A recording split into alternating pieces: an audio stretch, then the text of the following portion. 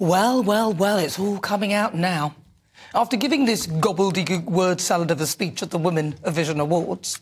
It's just never too late to start. You can be the visionary of your own life.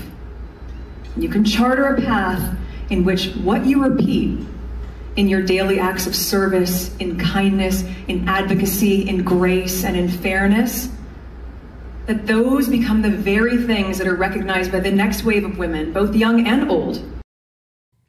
You can be the visionary of your own life? Yeah, right. Harry had no chance once she plotted him on her mood Ouija board thingy. You can charter a path in which what you repeat in your daily acts of service, in kindness, advocacy, grace, and in fairness. What a load of tosh. The day I look to someone like that to give me advice, I'm in trouble. She's the worst example of it, if I ever heard. I mean, where is her kindness? She went on Oprah when Prince Philip was dying. Advocacy. Advocacy for what? Breaking up families? She knows all about that. Did she say grace, or was it disgrace? How about you go and see your dying dad? And as for fairness, don't make me laugh. How is it fair to allow the Queen to go to her grave with people and, in fact, the world believing that the royal family were racist, only for the two of them to gaslight everyone? None of that is fair.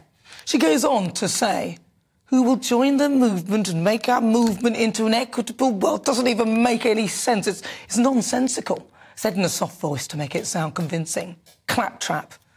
On leaving the event, instead of posing for a few press pictures, as is customary with most famous people, after which the press then leave them alone, the Duke and Duchess of Hazzard decided to exit via the back door and go on what can only be called a wild goose chase up and down the same street for a so-called 2 hours to try and ditch the press, a journey that they later described as near catastrophic.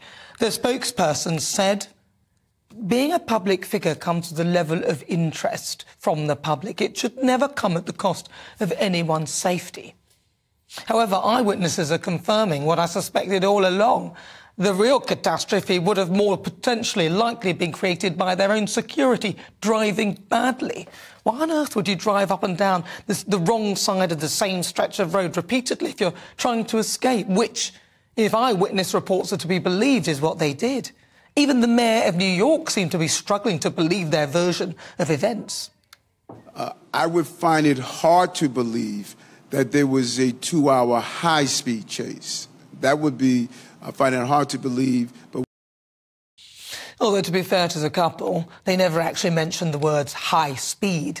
That's because it's pretty much impossible in New York. Surely they could have got out of the car and gone into a venue, or perhaps, seeing as they require the press for their financial survival, they could have done what most celebs do and posed for a few pictures. I mean, that would have been the end of it. Instead, after this so-called chase, they got into a fully exposed yellow New York cab. Did it feel like the paparazzi were being aggressive? No. They were behind us. I mean, they stayed on top of us. That was pretty much it. There was nothing more, you know. They kept a distance. It's just like journalists, just like everybody else, trying to get pictures, make a quick buck. I mean, the whole thing was a joke.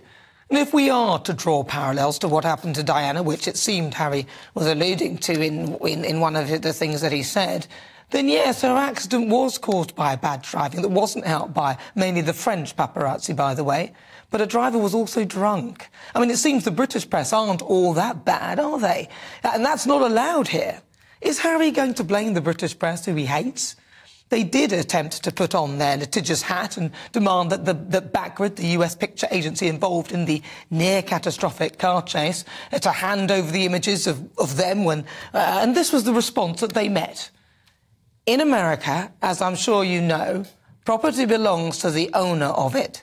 Third parties cannot just demand it to be given to them, as perhaps kings can do.